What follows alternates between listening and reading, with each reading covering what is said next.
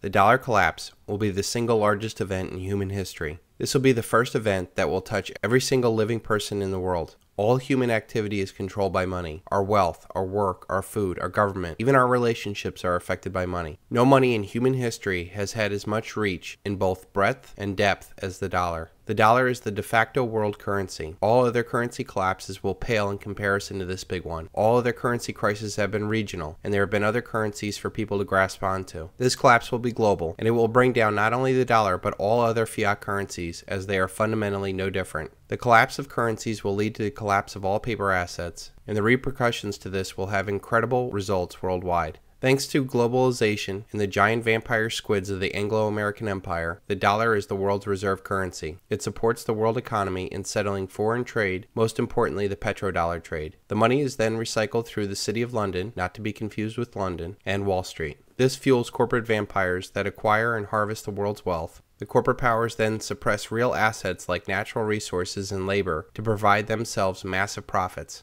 This fascist, statist, collectivist model provides the money into the economy to fund an ever-increasing federal government. The government then grows larger and larger, enriching its minions with jobs to control their fellow citizens. Finally, to come full circle, the government then controls other nations through its military-industrial complex. This cycle will be cut when the mathematically inevitable collapse of the dollar happens. In order for our debt-based money to function, we must increase debt every year in excess of the debt and interest accrued the year before, or we will enter a deflationary death spiral. When debt is created, money is created. When debt is paid off, money is destroyed. There is never enough to pay off the debt because there would not be $1 in existence. We are at a point where we will either default on the debt or create more money in debt to keep this cycle going. The problem is, if you understand anything about compounding interest, we are reaching a hockey stick moment where the more debt that is incurred, the less effective it is, and this leads us to hyperinflation. There are only two actors needed for this hyperinflation: the lender of last resort, the Federal Reserve, and the spender of last resort, the government. These two can and will blow up the entire system. I believe that they will wait until the next crisis and the whiff of a deflationary depression before they fire up the printing presses. That crisis is coming very soon, as we can only kick the can down the road so long. Money and emergency measures will be worn out. The fact that none of the underlying problems that caused the 2008 crisis have been resolved. The only thing different from the 2008 crisis is that instead of corporate problems, we now have national problems. In this movie, Greece will play the role of Lehman Brothers, and the United States will play the role of AIG. The problem is there is nowhere to kick the can down the road, and there is no world government to absorb the debt yet.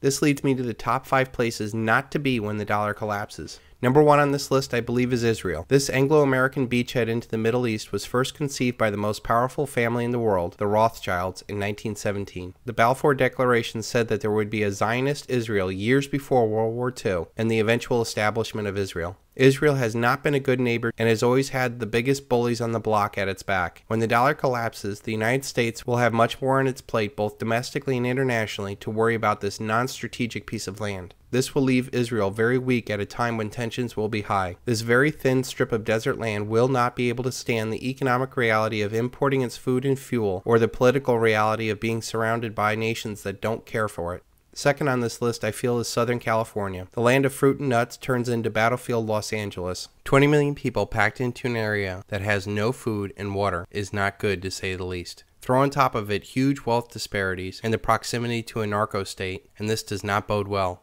We have seen the riots for Rodney King, but what will happen when the dollar is destroyed and food and fuel stop coming into this area? Number 3 on this list is London. The land of Big Brother and the former empire of the worldwide slave and drug trade will suffer heavily. The stiff upper lip that the British elite ingrained in their subjects will not work anymore as the British population explodes. People will sacrifice and unite for any foreign enemy, but not if that enemy has always been the British elite. The Anglo-American Empire may pull off another false flag to distract its population on another Emmanuel Goldstein like in 1984, but I feel this collapse will happen before they can pull it off. This will make all eyes point at the British elite as solely responsible for this catastrophe. We have seen massive riots for soccer matches with hooligans. What will happen when the food and fuel gets shut off to this tiny island? Number 4 on this list is New York City, another large urban area living too high on the dollar hog. New York City is the area I moved out of in 2008. There's little doubt that all of the wealth in New York, New Jersey, and Connecticut is a derivative off of Wall Street wealth. The savings and investment for an entire nation and much of the world flows through that financial capital. As the world wakes up to the massive financial fraud, this could lead to the destruction of capital like you've never seen before. This will have tremendous effects on the regional economy as people driving Mercedes suddenly wonder where their next meal is coming from.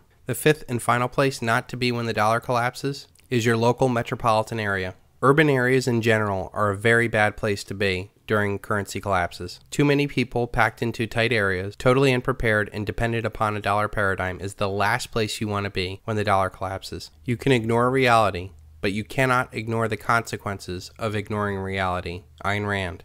To sum it up, those areas that lived highest on the hog in the dollar paradigm will most likely be the worst places to live when the dollar collapses. Most that live in urban areas will probably pass this off as doom and gloom, but rest assured, this dollar collapse is happening. It is a mathematical inevitability.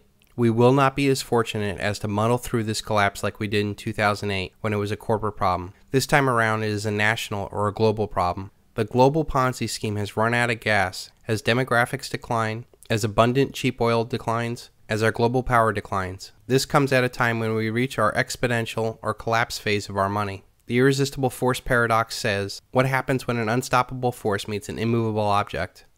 We are about to find out when infinite money hits a very finite world.